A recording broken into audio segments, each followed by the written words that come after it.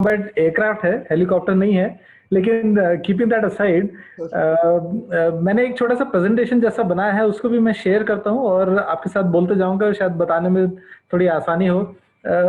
सबसे पहले तो प्रोफेसर डीपी शर्मा जी, आज इतना आनंद आया उनकी बात सुन के, बहुत ही खुशी हुई कि ऐसे महान विभूति हमारे साथ में आज जुड़े और गायत्री परिवार को बड़े अच्छे से जानते हैं और उनके मन में जो देश के प्रति भावनाएं हैं वो देख के बड़ी खुशी हुई।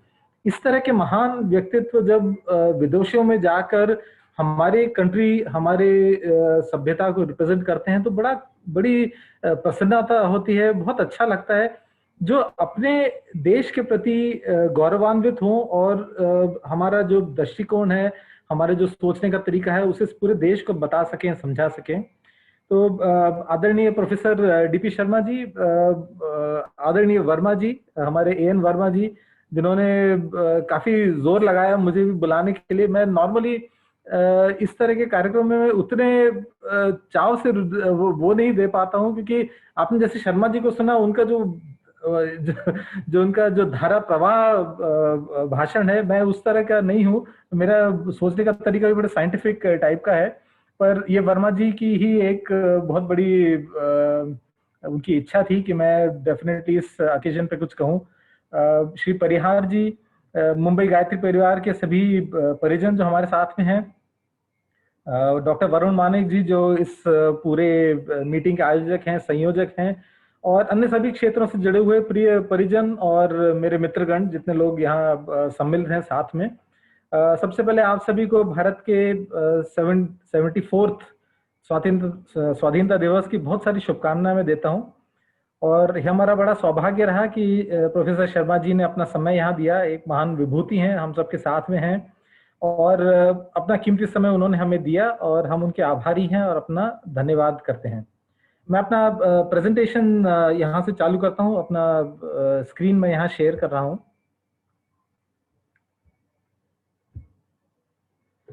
तो आज का विषय है राष्ट्र निर्माण में हमारी भूमिका। और इस विषय पे आने के पहले मैं थोड़ा सा अपने बारे में बता दूं।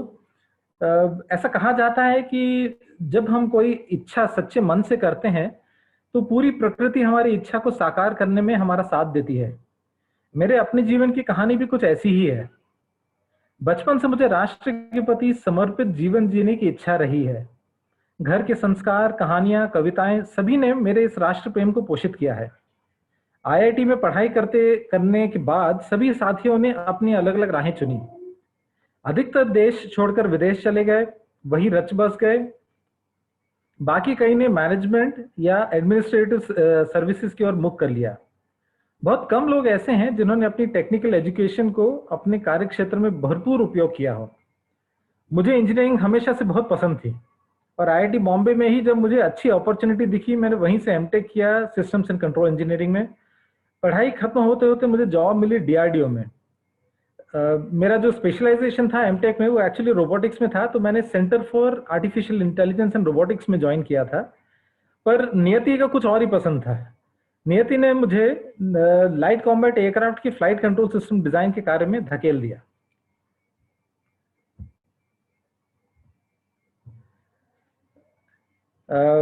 और मैं समझता हूं कि मेरे जीवन की वह दिशा मिल गई जो एक्चुअली मैं जीवन जीना चाहता था। मेरी टीम और मैंने मिलकर पूर्ण समर्पण के साथ में राष्ट्र को एक बहुत उन्नत फाइटर एयरक्राफ्ट बनाकर दिया है। इस कार्य को करने में केवल मुझे ही संतोष नहीं मिला, बल्कि राष्ट्र की एक महती आवश्यकता को हम लोगों ने पूरा किया है इसके माध्यम से। आज आप लोगों ने यदि ध्यान दिया हो तो हमारे आदरणीय प्रधानमंत्री मोदी जी ने विशेष रूप से तेजस को उल्लेख किया कि हमारे राष्ट्र में अब हम इस कैपेबिलिटी पे आ गए हैं कि अपने फाइटर एयरक्राफ्ट खुद बना सकें और अपने राष्ट्र की रक्षा हम अपने बल पर कर सकें। तो राष्ट्र के निर्माण में पूर्ण रूप से कार्य करने का मौका मुझे मिला है और इसे मैं अपना परम सौभाग्य मानता हूं। आज की यह गोष्ठी बड़ी उचित घड़ी में रखी गई है। हमारे गुरुदेव पंडित श्रीराम शर्मा आचार्य जी बहुत महान देशभक्त थे। उन्होंने पूरे जीवन यह राष्ट्रभक्ति निभाई और उसकी उन्नति के लिए बहुत अचूक उपाय दिए हैं। आज मैं यह कुछ उपाय आपके सामने रखने वाला हूं। वास्तव में राष्ट्र के प्रति समर्पण को राष्ट्र धर्म कहा जाता है। ये विचार जो है ये गुरुदेव के विचार हैं। मैं इनका आपको संक्षेप में प्रस्तुत करता हूँ, आपको आनंद आएगा इनको सुनकर। वास्तव में राष्ट्र के प्रति समर्पण को राष्ट्र का धर्म, राष्ट्र धर्म कहा जाता है। 3 प्रकार के कर्तव्य धर्म बताए जाते हैं। पहला है वैयक्तिक धर्म या पर्सनल धर्म जो होता है, दूसरा है सोशल या सामाजिक धर्म, और तीसरा होता है राष्ट्र धर्म। तो वैयक्तिक धर्म एक कर्तव्य धर्म है, इसका मतलब कि अपनी सुख सुविधा को और अपने विकास के लिए कार्य करना, इसे वैयक्तिक धर्म कहा जाता है। समाज धर्म जो है वह है खुद की और अपने समाज की प्रगति और उन्नति के लिए कार्य करना। समाज का अर्थ वह कि हम ऐसे लोग जिनसे हम जुड़े हुए हैं, जो हमारे जात बिरादरी के हैं, हमारे सगे संबंधी हैं, वह समाज, वह लिमिटेड समाज जिसके लिए हम काम करें, जिसको ऊंचा उठाने के लिए हम मेहनत करें। और उसके ऊपर आता है राष्ट्र धर्म, जिसमें खुद की भी, समाज की भी और पूरे राष्ट्र की प्रगति के बारे में सोचना और उसके लिए कार्य करना। तो राष्ट्र धर्म जो है, जब यदि हम राष्ट्र धर्म निभाते हैं तो मतलब हम तीनों धर्मों को उसके अंदर समाहित कर लेते हैं। तो राष्ट्र की सेवा राष्ट्र धर्म मानी गई है। राष्ट्र की सेवा राष्ट्र का धर्म है। ऐसा क्या है जो हम राष्ट्र को समर्पित कर सकते हैं? तो इसको गुरुदेव ने बताया है कि कई तरीके से राष्ट्र की सेवा की जा सकती है। पहली है तन और मन से, जो कि हमारे सेना के जो जवान हैं, सेना के जो ऑफिसर्स हैं, जो अपने पूरा जीवन को राष्ट्र के प्रति समर्पित कर देते हैं, उस रूप में राष्ट्र की सेवा की जा सकती है। धन, हमारे पास जो एक्स्ट्रा धन है, जो कुछ भी हमारे पास में एक्स्ट्रा रिसोर्सेज हैं, उन्हें इसके लिए लगाना, राष्ट्र के लिए लगाना। अपनी मेहनत से राष्ट्र की सेवा करना। अपने साधनों से, मतलब जो भी हमारे पास में सुख सुविधा है, साधन है, जिनको हम बचा कर राष्ट्र की सेवा में लगा सकते हैं। अपने व्यवसाय से, मेरा जो व्यवसाय है वो तो है ही राष्ट्र के प्रति समर्पित, पर हर कोई व्यक्ति जो भी कोई अच्छा काम करता है, समाज के लिए काम करता है, हर एक व्यक्ति अपने व्यवसाय के माध्यम से एक्चुअली राष्ट्र की सेवा कर सकता है, यदि उसके मन में यह भाव हो कि जो भी मैं कार्य कर रहा हूं उससे अपने राष्ट्र को ऊंचा उठाने की कोशिश करूं मैं। उसके बाद आता है विचार। तो विचार जो है, इसके बारे में हम मुख्य रूप से चर्चा करने वाला हूं। कला, विज्ञान, धर्म और अध्यात्म, ये बहुत सारे क्षेत्र हैं, बहुत तरीके हैं जिसके माध्यम से हम अपने राष्ट्र की सेवा कर सकते हैं। हमारी संस्कृति में अपनी जन्मभूमि को मां के समान माना गया है। हमारी उन्नति में राष्ट्र की बड़ी भूमिका होती है। राष्ट्र के साधनों का उपयोग करके हम प्रगति कर पाते हैं। राष्ट्र की संस्कृति हम में संस्कार भरती है, इसलिए राष्ट्र मां के समान हमारा पालन पोषण करता है। इसीलिए हम राष्ट्र के ऋणी होते हैं, और इस राष्ट्र के ऋण से उऋण होना राष्ट्र के धर्म को निभाकर ही किया जा सकता है। तो यह भावनाएं बहुत जरूरी हैं जिसके माध्यम से हम राष्ट्र की सेवा करते हैं। अधिकतर हम यह मान लेते हैं कि राष्ट्र की प्रगति की जिम्मेदारी पॉलिटिशियंस की होती है, राजनेताओं की, प्रशासकों की होती है, अर्थशास्त्रियों की, इकोनॉमिस्ट की, समाजशास्त्रियों की या सोशियोलॉजिस्ट की, श्रमिकों की, किसानों की, अध्यापकों की होती है। भौतिक दृष्टि से देखा जाए तो यह सही भी है, और आज भी यह वर्ग के, इन सभी वर्गों के लोग अपने अपनी क्षमता के अनुसार अपने अपने कार्यों में जुटे हुए हैं, राष्ट्र की सेवा कर रहे हैं, राष्ट्र को ऊंचा उठा रहे हैं। हम जैसे आम लोगों के लिए राष्ट्र की प्रगति का मतलब अधिकतर भौतिक प्रगति ही होता है, पर हमारा जो देश है वो बड़ा अलग तरह का देश है। इस पर ईश्वर की बड़ी कृपा रही है। हमारे इस राष्ट्र में बहुत से ऐसे संत विचारक पैदा हुए हैं जिन्होंने समाज की और राष्ट्र की समस्याओं को बड़े अच्छे तरीके से समझा है, और उनके प्रति अपने विचार प्रकट किए हैं, उनके समस्याओं का सुझाव उन्होंने दिया है, समस्याओं के सॉल्यूशंस के बारे में उन्होंने बताया है। तो कई ऐसी महान विभूतियों ने जन्म लिया है जिन्होंने राष्ट्र की परिस्थितियों को माइक्रोस्कोप से देखा है। माइक्रोस्कोप क्या करता है? माइक्रोस्कोप से देखने से यह लाभ होता है कि शरीर के बाहर जो बीमारियों के सिम्टम नजर आते हैं, अंदर जो हमारे शरीर के जो कीटाणुओं ने जो कोहराम मचा के रखा हुआ है, उसके बारे में जानकारी और उसके बारे में हम पता लगाते हैं इस माइक्रोस्कोप के माध्यम से। बीमारियों की जड़ को सूक्ष्म दृष्टि से देखने पर ही समझा जा सकता है, और यही काम युग के मनीषा, युग के जो ऋषि हैं, जो हमारे बड़े बड़े वैचारिक हैं, उन्होंने इनके ऊपर देखा है और समझा है। हर युग की समस्याएं अलग अलग तरह की होती हैं। किसी समय भौतिक समृद्धि की कमी थी तो उस समय वैसे ही प्रयास सही थे, आज की परिस्थितियां बड़ी अजीब हैं। भौतिक दृष्टि से हमने कुछ वर्षों में बहुत प्रगति की है, लेकिन समस्याएं खत्म नहीं हुई हैं। व्यक्तिगत जीवन में शारीरिक और मानसिक व्यक्तिगत जीवन में शारीरिक और मानसिक स्वास्थ्य की समस्याएं, पारिवारिक प्रेम की कमी, आर्थिक कमी और आंतरिक शांति का अभाव, सामाजिक और राष्ट्रीय स्तर पर बढ़ता प्रदूषण, अपराध, बीमारियां, आर्थिक संतुलन, जातिवाद, संप्रदायवाद, भ्रष्टाचार, इस तरह की अनेक समस्याएं हैं जिनके कारण आज का जीवन दुखी और अशांत बना हुआ है। पूज्य गुरुदेव ने आज की परिस्थितियों का बड़ा अच्छा विवेचन किया है। उन्होंने लिखा है कि इन दिनों सबसे बड़ी कमी उत्कृष्ट विचारों की है। समस्याओं का कारण हम अधिकतर साधनों की कमी समझते हैं, पर एक्चुअली इसका फंडामेंटल कारण कुछ और है। गुरुदेव ने ऐसा बताया है कि हमारा मुख्य कारण, इस सभी समस्याओं का मुख्य कारण है निकृष्टता से भरा हुआ दृष्टिकोण और व्यक्तित्वों का पिछड़ापन। मतलब हमारा जब व्यक्तित्व रिफाइन नहीं होता और हमारे सोचने का तरीका गलत होता है, बहुत ही संकीर्ण होता है, उसी के कारण सभी समस्याओं का प्रादुर्भाव होता है हमारे जीवन में और हमारे समाज में। उन्होंने ये बताया कि हमारी समस्याओं का हल बड़ी सुंदर तरीके से किया जा सकता है। जैसे बहुत बहुत सिंपल सी बातें उन्होंने बताई हैं। शारीरिक स्वास्थ्य की समस्या का मूल है खान पान में असंयम और डेली रूटीन में अनियमितता। मानसिक समस्या का मूल है असंतुलित मनस्थिति और गलत सोचने का ढंग। जीवन की प्रगति न होने का मुख्य कारण है आलस्य और कार्य के प्रति अरुचि। समृद्धि की कमी का कारण है वेस्टेज और असंयम। गुरुदेव ने एक बड़ी सुंदर किताब लिखी है जिसे मैं बार बार रेफर करता हूं, जब भी मौका आता है तो इसके बारे में बताता हूं। उन्होंने बताया है कि हर जो समस्या हम देखते हैं उसका सोल्यूशन जो है वो एक्चुअली स्पिरिचुअलिटी में छिपा हुआ है। उन्होंने एक किताब लिखी है अध्यात्मवाद ही क्यों। जो भी इस किताब को पढ़ेगा उसमें हर तरह की समस्या का बड़ा सुंदर तरीके से सोल्यूशन दिया गया है। तो मैं रेफर करता हूं, जब भी आपको मौका मिले इस किताब को जरूर पढ़ें। छोटी सी किताब है पर बड़ी सुंदर किताब लिखी है गुरुदेव ने। उन्होंने वे कहते हैं कि आज की समस्याओं का दूरदर्शितापूर्ण हल एक ही है, वह है पूरी जनसंख्या, मतलब हमारे समस्त जन समुदाय में उनके सोचने के तरीके में उत्कृष्टता और आदर्शवादिता को स्थापित करना। गुरुदेव ने अपने जीवन में असंख्य कार्य किए हैं। गायत्री का पुनरुत्थान और प्रचंड साधना, गायत्री परिवार जैसे विशाल संगठन की स्थापना, हजारों पुस्तकों का लेखन, सप्तसूत्री आंदोलन, युद्ध निर्माण योजना आदि आदि। पर आप देखिए उनके हर कार्य का, हर योजना का एक ही मोटिव और एक ही गोल रहा है, किस तरह से जनमानस के विचारों में उत्कृष्टता लाई जाए और आदर्शवाद की स्थापना की जाए। इसे हम इस तरह से ऑल्सो समझ सकते हैं, refinement of thinking and establishment of idealism in people's minds.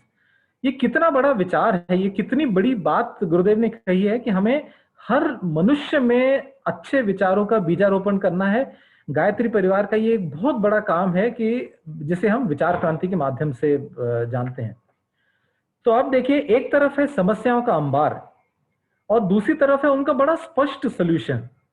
ये सोल्यूशन किस प्रकार इंप्लीमेंट हो जिससे कि समस्याओं से निपटा जा सके, यह दायित्व हम सबका है। तो जब हम बात करते हैं राष्ट्र के निर्माण में हमारा रोल क्या है, तो राष्ट्र के निर्माण में हमारा रोल सबसे बड़ा सुंदर और सटीक रोल जो गुरुदेव ने बताया है वह यह है, वह इससे बढ़कर नहीं हो सकता है कि राष्ट्र की समस्याओं को कम करने में हम अपना योगदान दें। और बड़ी इंटरेस्टिंग बात यह है कि यह कार्य एक बड़े विशिष्ट वर्ग का है जिसके बारे में अब हम चर्चा करते हैं। समाज में 3 प्रकार के व्यक्ति पाए जाते हैं।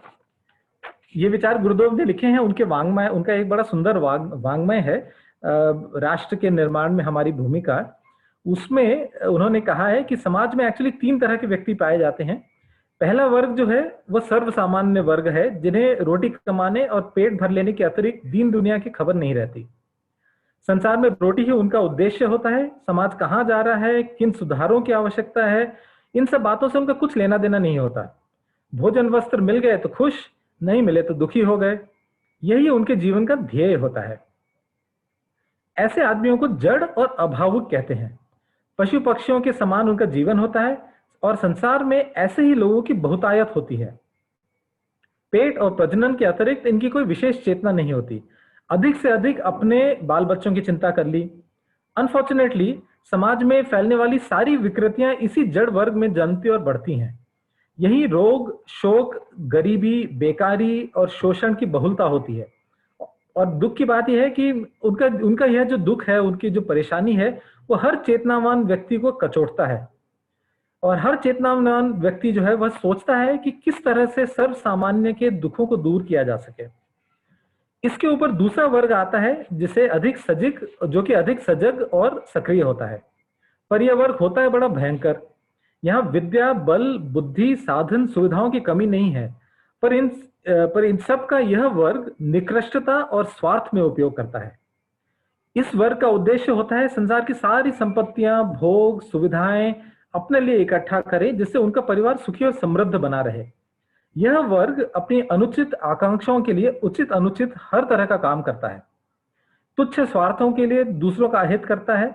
यही वर्ग भ्रष्टाचार, चोरी, डकैती करता है, समाज के अन्य लोगों को दुखी करता है, निर्बलों को सताता है और दुराचारी दुष्ट कहलाता है। दूसरों के हित के बारे में यह वर्ग नहीं सोचता है। पहले वर्ग से इस वर्ग की संख्या कम होती है, पर समाज में दुख बढ़ाने के लिए काफी होती है। ठीक है, तो यह हुआ दूसरा वर्ग जो कि है सजग और सक्रिय, पर बहुत सारी समस्याओं की का जो ओरिजिन है वो इस वर्ग के कारण होता है। फिर उसके ऊपर आता है तीसरा वर्ग जिसे प्रबुद्ध वर्ग कहते हैं। यह वर्ग तीनों वर्गों में सबसे छोटा होता है, पर इसे समाज की जीवनी शक्ति कहा जाता है। यदि यह वर्ग प्रमाद में न पढ़कर समाज की चिंता नहीं प्रमाद में पढ़कर समाज की चिंता नहीं करता, तो वह समाज अधिक समय जीवित नहीं रह सकता। जिस समाज में यह वर्ग सजग, सतेज और सक्रिय रहता है, उस समाज में विकृतियां कभी भी नहीं आ पाती। जनता को आदर्श और प्रकाश देने का कार्य इस प्रबुद्ध वर्ग का ही है।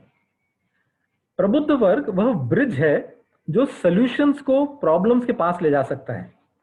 जैसे समुद्र के पास में अथाह जल होता है, पर धरती जो है वो प्यासी रहती है, तब बादल वह मध्यस्थ बनते हैं जिससे धरती की प्यास बुझती है। बादल ही है जो कि समुद्र का जल लेकर धरती के पास लेके जाते हैं।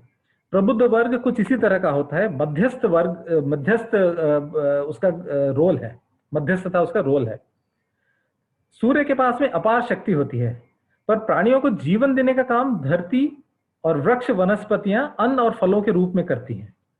तो इसमें मध्यस्थता, प्राणियों को जीवन देने की मध्यस्थता कौन करता है? यह भूमि करती है, और यह पेड़ करते हैं जो कि फलों के रूप में या अन्न के रूप में धरती करती है। तो सूर्य और प्राणी जगत के मध्यस्थ धरती और वनस्पति का विशेष योगदान होता है। इसी तरह हिमालय के पास में जल का भंडागार है, पर पूरे भारत में जल पहुंचाने का काम नदियों का है। तो उद्गम का महत्व तो है, पर इन मध्यस्थों की भूमिका बहुत अधिक होती है। इतिहास में राष्ट्रों, राज्यों में अनेक धार्मिक, सामाजिक, सांस्कृतिक, राजनीतिक क्रांतियां हुई हैं। इनका श्रेय सूत्रधारों को दिया जाता हो, पर वास्तविकता में प्रबुद्ध वर्ग ने ही इन क्रांतियों को जन जन तक फैलाया है और सफल बनाया है। अब मैं आपको कुछ उदाहरण देता हूं जो कि बड़े इंटरेस्टिंग उदाहरण है। किस तरह से जो प्रबुद्ध वर्ग होता है, वो प्रबुद्ध वर्ग एक्चुअली पूरे राष्ट्र का निर्माण करता है, पूरे समाज का निर्माण करता है, और राष्ट्र को उन्नत देशों में ले जाने की उस पर कैपेबिलिटी होती है। रूस को एक बड़ा समुन्नत राष्ट्र माना जाता है। आपको जानकर आश्चर्य होगा कि 20वीं शताब्दी के आरंभ में पूरे रूस में केवल 1/4 लोग पढ़े लिखे थे।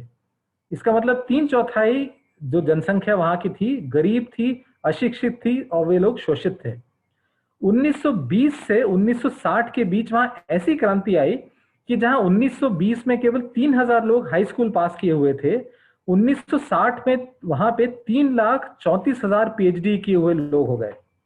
वहां के प्रबुद्ध नागरिकों ने सार्वजनिक शिक्षा प्रणाली को ठीक करने का जिम्मा उठाया, अकाल, महायुद्धों के कठिन समय में भी अथक परिश्रम किया और सामाजिक, औद्योगिक, सांस्कृतिक क्रांति करके दिखाई। विज्ञान, उद्योग, संस्कृति, अंतरिक्ष, हर जगह रूस आज एक अग्रणी देश है, आज भी माना जाता है। अमेरिका का इतिहास देखें तो वहां भी प्रबुद्ध वर्ग की गाथा है। उस गाथा को गाए हुए थक नहीं सकते हम। 1910 में गवर्नमेंट रिसर्च इंस्टीट्यूट की स्थापना हुई, जिसे आज ब्रुकिंग्स इंस्टीट्यूट के नाम से जाना जाता है। आप चाहें तो इसे गूगल करके देख सकते हैं। तो ये जो ब्रुकिंग इंस्टीट्यूट उस समय बनाया गया, इस छोटे से इंस्टीट्यूट ने वहां के सभी law institutions, education system, science के क्षेत्रों में पॉलिसी बनाने का महत्वपूर्ण दायित्व निभाया। इसके माध्यम से प्रबुद्ध वर्ग ने अमेरिका में बहुत बड़ी क्रांति की है और पूरे राष्ट्र को समुन्नत इन लोगों ने बनाया है, प्रबुद्ध वर्ग ने बनाया है। भगवान बुद्ध के द्वारा स्थापित बौद्ध धर्म को पूरे एशिया में स्थापित करने का काम प्रबुद्ध वर्ग ने किया है। ईसाई धर्म को 1/3 विश्व में फैलाने का कार्य भी ईसा के चुने हुए शिष्यों को ही जाता है। तो यह जो रोल है, मतलब जो प्रॉब्लम्स हैं उनको सोल्यूशन के पास ले जाने का काम कौन करता है? यह प्रबुद्ध वर्ग करता है। अब थोड़ा सा हम अपने देश के बारे में थोड़ी सी ये करें, विवेचना करें। हमारे भारत में यह प्रबुद्ध वर्ग भी आज भी समाप्त नहीं हुआ है, पर इनएक्टिव जरूर हो गया है। इस वर्ग के लोग परिस्थितियों से दुखी अवश्य होते हैं, आपस में चर्चा भी करते हैं, पर सुधार कार्यों में रुचिवान नहीं होते, ऐसे कार्यों में नहीं लग पाते जिससे परिस्थितियां सुधरें, समस्याएं सुलझें। प्रबुद्ध वर्ग की निष्क्रियता और सुधार कार्यक्रमों में उदासीनता के दो ही कारण दिखाई देते हैं। पहला कारण है समय की कमी और दूसरा है उपहास का डर। आज हम सभी, पहली बात की समय की कमी के बारे में यदि हम चर्चा करें, आज हम सभी अपने ऑफिस कार्यों या अपने व्यवसाय में इतना उलझ गए हैं कि रोटी कमाने के कार्यों के अलावा किसी भी गतिविधि में अपना समय नहीं लगाना चाहते हैं। ईमानदारी और मेहनत से धन कमाने के लिए वास्तव में एक्चुअली बहुत समय लगाना पड़ता है। पर यदि हम ऐसा सोचें कि हमें अपने जीवन में 7 घंटा सोना चाहिए, 10 घंटा करीब करीब हमारी नौकरी में जाता है, जैसे हमारी ही जॉब है वो करीब करीब 8.5 घंटे की तो नौकरी है, 1 घंटा आने जाने का मिलाएं कम से कम 10 घंटे की नौकरी, उसके बाद में 4 घंटे का जो नित्य कर्म हमको करना होता है, यह यदि हम करें, उसके बाद भी कम से कम 2 या 3 घंटे ऐसे निकल सकते हैं जिसको हम समाज के कार्यों में लगा सकते हैं। तो समय की कमी जो है वो एक्चुअली देखा जाए तो बेबुनियाद है। हम यदि चाहें अपने जीवन में से थोड़ा थोड़ा समय निकाल सकते हैं जिसमें अपने खुद की प्रगति करें और राष्ट्र के लिए कुछ ना कुछ कार्य करें, समाज की उन्नति के लिए कुछ ना कुछ कार्य करें। दूसरा जो है उपहास का डर, इसे भी बेबुनियाद ही माना जाना चाहिए। जब भी जैसे बाढ़ की स्थिति हो या आग की स्थिति आती है, तब उस समय सब कुछ छोड़कर अपने उत्साह और हिम्मत को जगाना ही होता है। गुरुदेव कहा करते थे कि अंधकार जो है वो बहुत बड़ा होता है, लेकिन अंधकार के समय यदि हम एक छोटा सा दिया जला दें तो उस दिए को जलाने से पूरा अंधकार मिट जाता है। अंधकार जो है वो बेसिकली सभी प्रकार की जो प्रकाश है उसकी कमी है। उस प्रकाश को जगाने से इसको हम अंधकार को दूर कर सकते हैं। इसीलिए उपहास का डर नहीं होना चाहिए। गीता में जैसे भगवान कृष्ण ने कहा है कि हमें अपने कर्म पे ध्यान देना चाहिए, हमें उसके फल की चिंता नहीं करना चाहिए। जब भी हम अच्छा कार्य करेंगे वो धीरे धीरे धीरे धीरे बढ़ता ही जाएगा और अच्छी दिशा में हमें ले ही जाएगा। तो अब हम आते हैं गायत्री परिवार के बारे में।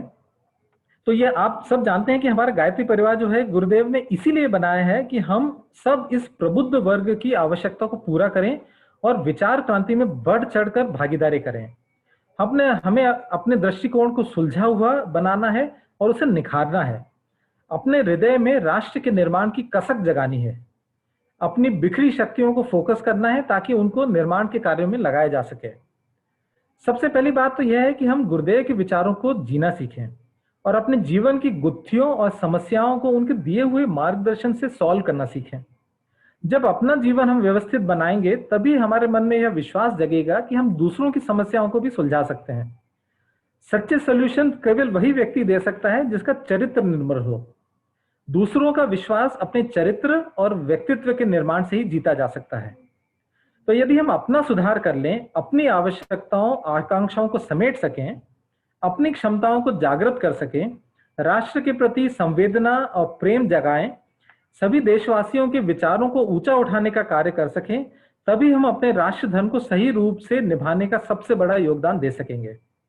तो इस स्वतंत्रता दिवस की हार्दिक शुभकामनाएं मैं आपको देता हूं। नमस्कार, प्रणाम और बहुत बहुत धन्यवाद। धन्यवाद भैया। यानी जो मैंने इंट्रोडक्शन दिया था उससे काफी means I can not express in words. मैं हमारे बीच में डॉक्टर अनिल झा थे, उन्होंने मुझे एक बहुत अच्छा मैसेज भेजा है कि मीन्स अमिताभ भैया आज ने आपने उनको इंस्पायर कर दिया, उन्होंने ऐसा मैसेज भेजा है। डॉक्टर अनिल झा हमारे काफी रिनोन कार्डियक सर्जन है। सर का जस्ट मुझे मैसेज आया कि वो पेशेंट के लिए निकल रहे थे, मगर उन्होंने बोला कि आप अमिताभ जी को बोल दीजिएगा और डॉक्टर डीपी शर्मा जी को बोल दीजिएगा कि इतनी स्पिरिचुअलिटी को उन्होंने वहां पर रह के भी इनकलकेट किया। तो मैं दोनों स्पीकर्स को थैंक करता हूं। और हमारे बीच में वर्मा जी, जो खुद बहुत ही रिनोन्ड साइंटिस्ट रह चुके हैं, distinguished scientist government of India के रह चुके हैं, उनको मैं बोलूंगा कि दोनों स्पीकर्स के कंक्लूडिंग रिमार्क्स आप दें। प्लीज वर्मा जी अनम्यूट करके बताएं। वर्मा जी। आदरणीय शर्मा जी और हमारे अमिताभ भैया और हमारे साथ श्री पीएम भारद्वाज भी हैं। मैं कंक्लूडिंग रिमार्क दूं इसके पहले मैं अपने दिल की गहराइयों से इन दोनों ही प्रतिभाओं को अपनी तरफ से बहुत बहुत धन्यवाद देना चाहूँगा और आभार प्रकट करना चाहूँगा कि उन्होंने रियली मेरे निवेदन को सुना और हमारे भाइयों को आज अपने विचारों से जिस तरीके से अवगत कराया कि वास्तव में आज का 15 अगस्त एक अविस्मरणीय होगा। जहाँ तक डीपी शर्मा साहब की बात है, शुरू में उनका इंट्रोडक्शन दिया गया और आप सभी जानते हैं कि उनकी इसी प्रतिभा के कारण माननीय प्रधानमंत्री ने उन्हें स्वच्छ भारत का ब्रांड एम्बेसडर बनाया। शिक्षा की जगत में और संचार की जगत में उन्होंने विदेशों में इतनी क्रांति कर दी कि वो काफी दिन तक जो है एजुकेशन के एकेडमिक्स के भी ब्रांड एम्बेसडर रहे हैं। और शर्मा साहब ने उनका संस्कृति प्रेम जो है वास्तव में वो झलक रहा था कि विदेशों की धरती पर प्रवास करते हुए भी किस तरीके से वो हमारी संस्कृति को वहां पर जो है फैला रहे हैं। हम कैसे अपनी सुस्थापित संस्कृति के माध्यम से भारत को पुनः विश्व गुरु बना सकते हैं, इस पर आपने बहुत अच्छा प्रकाश डाला और इस राह में आ रही बाधाओं को भी आपने अपने धारा प्रवाह उद्बोधन के द्वारा हम सभी को बताया। शर्मा साहब आपको बहुत बहुत धन्यवाद। और हमारे अमिताभ भैया वास्तव में जो रिसर्च और तेजस का उन्होंने दिखाया और डीआरडीओ में जो अनुसंधान करके आप ही जैसे वैज्ञानिक हैं जो उन देशों को जो कभी कभी हमारी तरफ आंख उठाकर देखने की हिमाकत करते हैं, उनको आप जैसे वैज्ञानिकों के माध्यम से हम बता सकते हैं कि नहीं, अब आप अपने दम में रहो। आपने गुरुदेव के साहित्यों के माध्यम से ये बताया कि रियली समस्याएं क्या हैं और हम सभी लोग मोस्टली उस ग्रुप जो दूसरा वाला है या मोस्टली तीसरे वाले ग्रुप में आते हैं, तो हमें अवश्य समझने की जरूरत है। जैसा अमिताभ भैया ने बताया कि समस्याएं हमारे पास चाहे समय की कमी का हम रोना रोते हो, चाहे दूसरी चीजों का, लेकिन उनको हम छोड़कर निश्चित रूप से हम समाज को एक नई दिशा दे सकते हैं। केवल आवश्यकता है हमें ये बात छोड़कर कि हमें करना चाहिए, नहीं, हम करना शुरू करें। और जैसा बताया गायत्री परिवार इस दिशा में काफी कार्यरत है, लेकिन हमें रियली गुरुदेव के सूत्रों को अपने जीवन में उतारना पड़ेगा और गुरुदेव के सूत्रों को अगर हम अपने जीवन में उतारेंगे तो जैसा परम पूज्य गुरुदेव ने कहा है कि 2026 तक, जो अब दूर नहीं है, निश्चित रूप से भारत एक बार पुनः पूरे विश्व का सिरमौर बनकर आएगा। इसी के साथ एक बार मैं फिर दोनों वक्ताओं को और सभी पार्टिसिपेंट्स को धन्यवाद करके और अपनी बात समाप्त करना चाहूंगा। नमस्कार, जय हिंद।